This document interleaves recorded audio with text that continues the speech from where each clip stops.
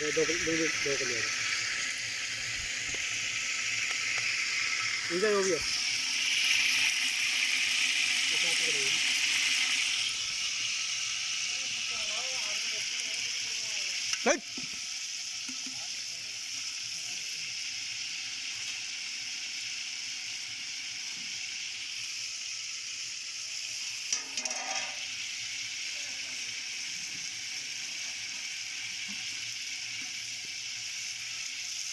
जो पलंग से ठाका यहीं ले आइए थोड़ी देर में।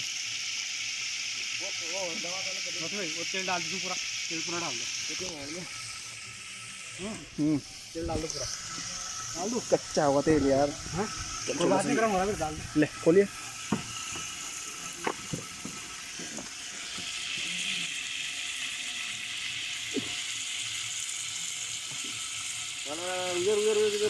कच्चे तेल की आई ना ना, वो तो गर्म हो रहा है। रिफाइंड का ये तो फायदा है कच्चे तेल की नाश्ती। लोग बना रखा है। हाँ हवा नहीं बना रखा। अब सरसों का बना खिलाओ ना तुम्हें। कपड़ा लाना